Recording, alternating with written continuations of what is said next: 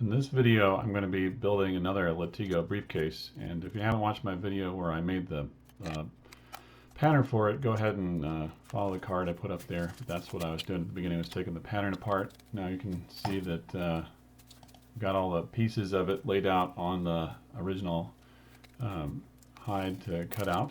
So I'm going to very carefully cut those out and try to maximize use of the hide there. I made a mistake. I should have left myself enough room to cut the strap eventually. I had to cut the strap out of some other leather. This is all the hardware I'm going to have to use. I got quite a few pieces, and each one was going to have a shield made. So you use the shields to spread out the stress, so it's not just all on the rivet. So use a rivet and stitching, and through the two of those together, you can actually make it really strong. It'll last, 100 years or so. I'm using the models for the handle and the shields from the Stohlman Cases #2 book. If you haven't seen that, it's worth your time. It's a really good book. So cut out the handle there. Now I got to go through and cut out every single one of these shields. One of the tricks I realized was to get the inside curves. I actually used punch and punched out those inside curves on the shoulders of the shield. Now I got to go through and skive off the tips so that they won't be too bulky when they get folded together. Here I'm going to be building the handle. I've got a interior leather piece that creates most of the bulk and adds a lot of strength. It's riveted, but the rivets are actually hidden inside the structure so you don't see them. So I'm punching the holes for the rivets here and then mocking it up. Then to set the rivets, I actually pull it out and do it on the anvil of this vise that I keep under my leather working workbench. So the vise isn't mounted down, that way I can pull it out and use it when I need to put it back. One of the things to remember about this particular latigo or latigo leather is that I got it from Tandy, and this one is not waterproof to start with. I'm going to actually take advantage of that. So I soaked the handle there before I put it in that block to let it dry in the shape, crushed into the shape of the handle. You can't do that if the latigo is actually pre-waterproofed. So I've got another briefcase I made later on this year. I'm going to make another video of that. You'll see I can't do this wet forming with that. So I got all the shields, I cut the grooves. Now I'm burnishing the edges that'll be on the bag, so you can't burnish them once they're put together. I used a little burnishing wheel on the drill press, and I put them in water to soak. Now the handle comes out. You can see that it's been wet formed, so it's trying to hold its shape. I'm going to use some contact cement to put it all together. The contact cement's on. While that's drying, I'm going to go take these now wet pieces of leather and set them up so that they'll dry into the shape for the shields and hangers. Okay, now I got it glued up. I'm going to even up the edge using a piece of glass. That's another trick from the Stohlman book. You can use broken glass to even up your thick pieces of leather, make a nice edge. Now I'm wheeling it with my little spur-shaped wheel to put the marks on for stitching. And here you can see I've got the stitching process for going along in that one seam that holds the whole thing together. At this time I was still using a pretty small stitching awl. I get a bigger one later on that makes it easier to get through these thick layers when you're doing massive pieces like this briefcase. So pretty hard going. Now I got to burnish this edge. Burnishing is actually kind of boring to watch, so I've cut a lot of the burnishing out. You won't see me doing it, but every exposed leather edge on this bag had to be burnished, either by hand or on the drill press. I'm using the Aussie sheen. This is going to be the inside pocket where pins and knickknacks go. I had to use the Aussie sheen on it because it's not waterproof, but that'll actually help make it stay together better as I'm doing the burnishing and the stitching. There you go. I've got the interior part of the pocket and then the pin flap, evening up the edges. It's always easier to even up the edges after you stick things together than to try to make them even and get them to stick. I wheeled all the way around the edge. Now I'm wheeling for the pin dividers. And I got to go through and stitch each of the pin dividers. They're all stitched by hand, saddle stitch, so they're never going to come apart. There you go. Spots for pins. Now I'm going to be starting the lining of the bag, and so I've got a pig skin. I'm using actually several pig skins, and got to get them close to the size you need them, but again you want to glue it and then even it up. I'm going to document mostly the process on getting that front flap that has the pocket. So you have to cut that even on the top ahead of time just to make it so that you can get this pocket onto it. And I'm stitching the pocket onto the liner for the front so that the stitching will be hidden when everything gets glued together. So that's going to end up being that front liner. You can see it's got the pin pocket and the knickknacks pocket. Now I'm going to put together the rest of that front panel, which means there's an interior front pocket and then an exterior front pocket. There's a lot of storage on that front panel. You can see that this pocket is cut as a trapezoid. Both of these outside pockets are. That way, when they're stitched together, they will pooch outward and actually save space on the interior of the bag. This is a trick I realized after I built my first latigo bag. So if you look at that bag build, I'll put a card up for it too. If you look at that bag build, then you can see I didn't do that. It ends up taking up space from the inside, but I explained this more when I did the video for the pattern. Here I'm scuffing up the back side of all of the main body pieces so that they'll take the contact cement when I glue the lining on. So you have to scuff up the leather, and the latigo's been treated in such a way that if you don't scuff up even the back side, the contact cement won't take and it won't do a good job. Okay, so I've got that vegetan piece. It's the interior pocket. I'll put some stitching on it. That's going to give two pockets inside the one main big front pocket. So you've got several different storage options. This seems to be a pretty good design.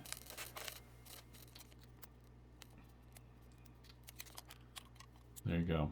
So, and I'm tying up my string. I always use really long strings, and if I've got a lot of string left over, then I just go ahead and tie the two pieces together so I can reuse it on the next part. You'll see me doing that over and over again. Got that scored up, so now I can actually glue it together. Like I said, I did this for all the interior pieces, but I'm only really going to show this front piece just for time. I tried a new approach here, just to keep the lining out of the edges, makes the edges a little bit thinner and easier to burnish. So what I've done is maxed off the seam allowance on the edge so it doesn't get any of the contact cement on it. That'll make it easier to get the liner off. Okay, once the contact cement's dry on both sides, I can put them together. I have to mark the middle so I get everything put together correctly. Then I got to take that masking tape off so that the liner won't stick to the seam allowance on the edges. I put my mallet in to keep the two pieces apart so that they don't stick when I'm not ready for them, because that contact cement will go if you're not ready.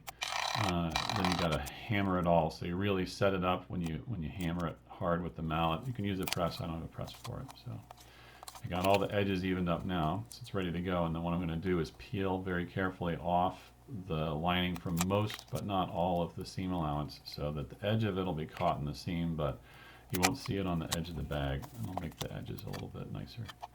It's a little bit of an arduous process to get it to do that, but it seemed to work out okay. Now I'm setting a spot to put a snap to close that front pocket. I think it makes it a little bit nicer if that front pocket can snap closed and keep everything inside. I got to set the stitching grooves for the rest of the front so that I can stitch across the top. I did this for all the panels. They all got stitched. So you can see here I'm stitching across the top of the side gusset. That's just to hold that liner in. If the contact cement starts to go apart, it won't go more than the seam allowance on the side. And then I got to burnish the tops of every single one of these interior pieces before I put it all together, plus those bottom edges of the side panels on the gusset. So there's a lot of hand burnishing. I've subsequently bought a power burnishing tool, but did all this by hand using mostly the burnishing tool, and you can also see the piece of canvas. So here I'm setting the shields for the D-rings on the sides and back of the bag. This lets you do both the backpack setup and a shoulder bag setup. And so you set the rivet inside, and then you're going to push the shield over it. Then I'll glue the shield down using contact cement and stitch it. And that way you've got the rivet, and you got the contact cement, and you've got the stitching all holding the shields on so that they're pretty solid. It'd take a major event to get them to detach from the bag body. And this way the rivet heads are also hidden. You can do it where the rivet heads show, and you'll see that when I do the top of the bag with the handles, I have to do it that way just because of the order of the pieces getting put together, so those rivet heads are exposed. Now I'm going to stitch through the shields. I just go out and back around the shields. Got all that done. Now I'm going to be building the support bar that goes into the top of the bag. So this is a piece of aluminum bar stock, and it's going to provide a rigid support that connects the handle to the big loop that the bag's supported by when you're using it in the backpack mode. This way, it's really not going to come apart. Those rivets can't pull through because they're pulling on this aluminum bar, and it's spreading the load out across a large area of the top. For this bag, I decided to have a different pattern to the billet. Instead of having the billet and then a shield on the front, instead of having the billet and then the shield on the front, what I did was I actually made a strap that ran all the way over the front to the big loop that holds it on. Here I'm mapping out where I want to have that handle. So I've got the front of the bag to represent the bag body interior, and I gave myself an inch space. If you want to measure twice and cut once, maybe it's better to measure like 15 times and cut once. That's what I did there. So I wanted to be really sure that I had those spots for the bag handle in the right place. Now you're getting an idea of where that billet's going to go to hold that ring on, but also run down the front to interface with the buckle. So it'll be really solid. That means when the bag's buckled closed, there's going to be a solid piece of leather that goes between the buckle and the handle assembly.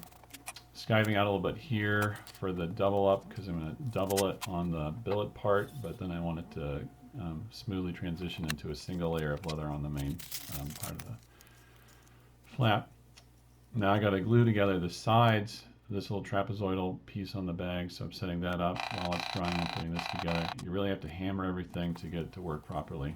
And then I'm going to set part of the stitching lines, but I didn't know exactly how long this billet needed to be, so I left it empty. So once I get the whole bag together, I could actually measure and set the billet length at that point. You'll see that as I get to the end of the bag. Okay, and again, you want to measure multiple times. I got the whole set for the rivet that's going to hold the ring on, skiving it again so it's not too bulky when it's doubled over. And I got to pull that around and set another hole, because in the end this rivet's going to be exposed once it's all put together, because I have to stitch a bunch of things, and then I have to add the support piece to the top flap. Okay, so scoring the pieces up again so that I can glue on the front pocket. It's a trapezoid, so it's under stress here when I get it glued up, because it's pooching out towards the front to provide that pocket space. And it won't be solid till I get it stitched, but I can't stitch it till the whole bag comes together. So now I've got that billet ready to go. I've got to get it set so it's in the right place, but not riveted down, because I rivet it at the end after I get the bar done. I'm going to burnish the edges, because it won't be burnishable once it's set on the bag, so the edges are burnished. And then I'll get it onto the top flap and then stitch down and up so that it's got the force distributed through both the rivet and the stitching over about 6 inches of bag there. So you can see I'm marking where I need to set the contact cement. The contact cement's really good, and it would hold a lot of stuff, but it won't hold forever, and it won't hold under really strong stress, so it's mostly there just to keep everything aligned during the stitching process.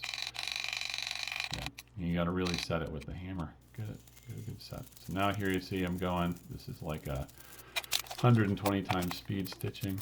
Okay, that's all together, so now I've got to stitch the gussets onto the front of the bag. So we're starting on the side, so I can run my stitching line towards me. I like to stitch towards myself.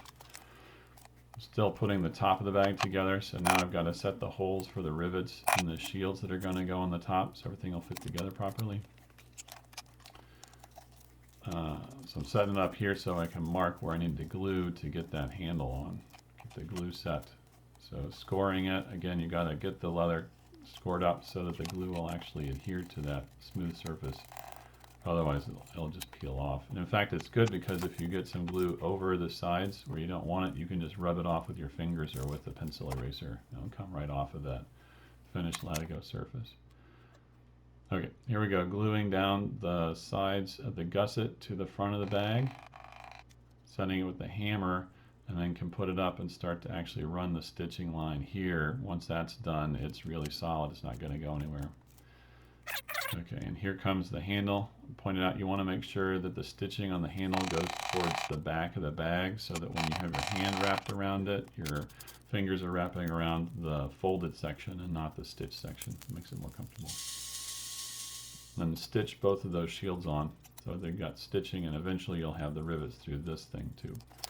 So now I'm using the same pigskin I've got for the liner to cover this aluminum reinforcing bar. I don't like to do a lot of math and measuring, pattern making if I have to, but so what I'm going to do is actually glue this together and basically build the pattern for wrapping it as I do it. So set the contact cement, get it set on there, bam, bam, bam.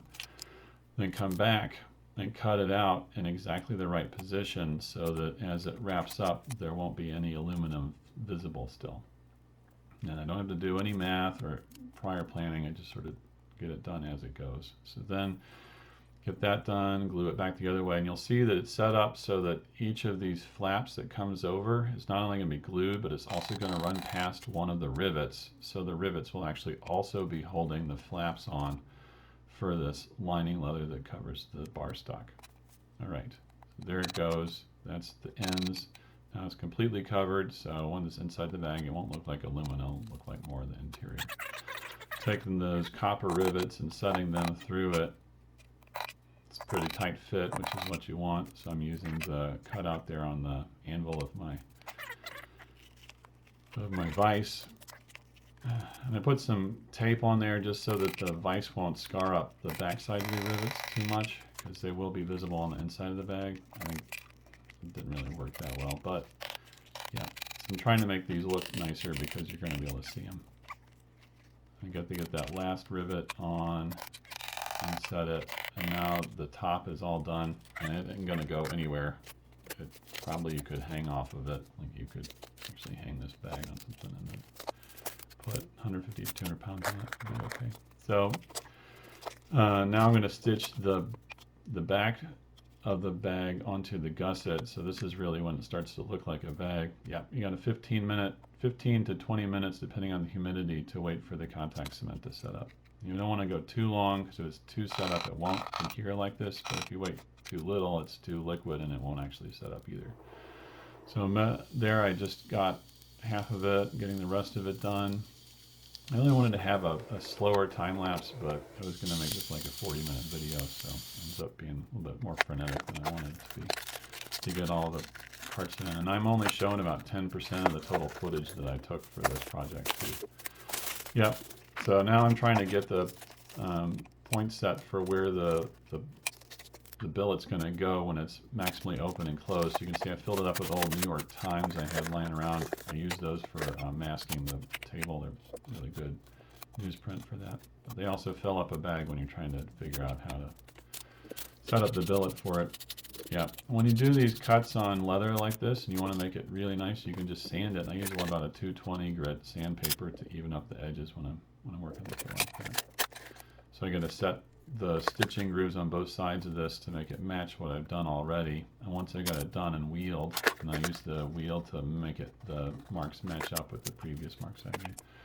Oh yeah, and of course you got to burnish that end too so it all matches. Once that's all done, I can come back and I can actually stitch this billet so it's stitched the two layers together all the way down. It'll be super solid.